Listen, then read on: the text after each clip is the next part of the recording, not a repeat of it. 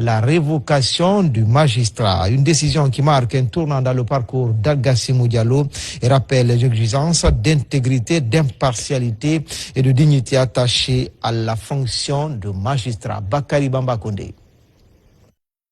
Il avait gagné la reconnaissance de la République par son travail. Aujourd'hui, c'est au nom des exigences de cette même République qu'Algassimou Diallo est révoqué de la magistrature. Le magistrat s'était particulièrement illustré lors du procès des événements du 28 septembre, l'un des rendez-vous judiciaires majeurs de l'histoire récente de la Guinée. Son professionnalisme lui avait valu les félicitations du président de la République, son Excellence Mamadi Doumbouya. Cette reconnaissance s'était également traduite par des actes. Un logement de haut standing lui avait été attribué et le magistrat Algassimou Diallo avait également été décoré, puis intégré le Conseil supérieur de la magistrature. À travers lui, c'était le mérite qui était reconnu. Car depuis le 5 septembre 2021, le chef de l'État défend une conception de la République dans laquelle la considération accordée à un cadre ne repose ni sur son patronyme, ni sur son origine, encore moins sur son appartenance ethnique. La seule appartenance qui doit primer est celle à la Guinée. Une vision qui s'inscrit dans la trajectoire définie autour de 3 dimensions: le social, l'économique et le politique, avec dès le départ une priorité accordée au social. Parce qu'avant de transformer l'économie et les institutions, il fallait aussi rapprocher les Guinéens, restaurer la confiance et considérer l'unité nationale.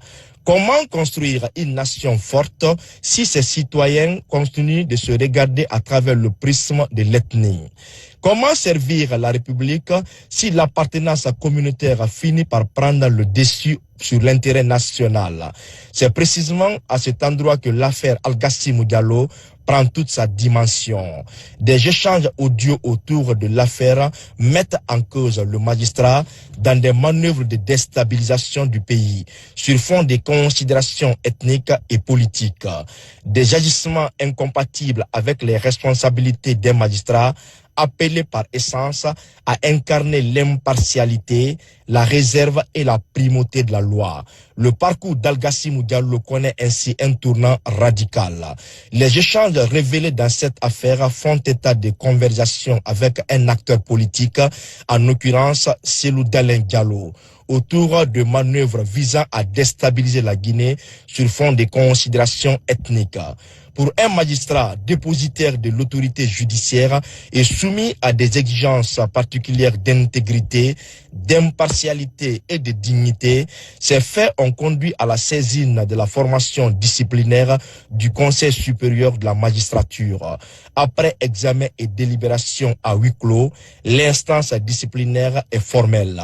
Elle constate que les faits reprochés à Algassimou Diallo sont établis et considère qu'ils constituent des manquements graves au devoir de son État, à l'honneur, à la délicatesse et à la dignité de la profession de magistrat. En conséquence, le Conseil supérieur de la magistrature prononce sa révocation en application des articles 20, 35 et 36 de la loi organique portant statut des magistrats. Une décision sur laquelle revient le garde des Sceaux, ministre de la Justice et des Droits de l'Homme.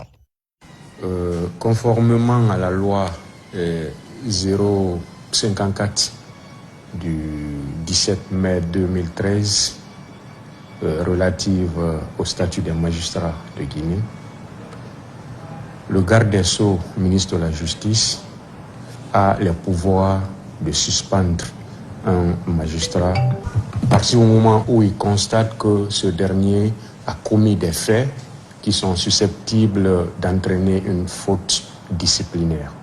Et je pense que j'ai été informé de certains faits de M. Algassimou Diallo, et en tant que magistrat, même s'il est de la Cour suprême, le statut des magistrats dit les magistrats, donc toutes catégories confondues.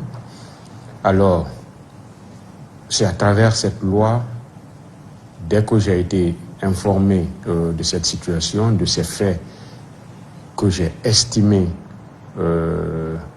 pas trop catholiques, des faits normalement qui ne devaient pas être commis par un magistrat, des faits qui sortent carrément du cadre des pratiques d'un magistrat, j'ai jugé nécessaire alors de le suspendre. Et l'article 38 de cette loi précitée me permet en tant que garde des Sceaux de le faire. Que ce soit monsieur, c'est pas parce que c'est monsieur Al-Gassimou, c'est n'importe quel magistrat. N'importe quel magistrat se prêterait à ces pratiques sera suspendu. Et à la suite de cette suspension, saisir le Conseil supérieur de la magistrature. Parce que là, vous devez savoir que cette suspension est provisoire, conformément toujours à l'article 38 de cette loi. Le garde des Sceaux n'a pas besoin d'attendre la décision du Conseil de discipline du Conseil supérieur de la magistrature pour sanctionner ou pour suspendre un magistrat. C'est une mesure conservatoire que le garde des Sceaux peut bien prendre et saisir le Conseil de discipline maintenant du Conseil supérieur de la magistrature, qui est présidé ici par le premier président de la Cour suprême ou le procureur général près la dite Cour. Donc c'est ce que j'ai fait. C'est clair dedans, conformément aux articles 20, 35 et 36 de la loi organique L054 CNT 2013 du 17 mai 2013 portant statut des magistrats.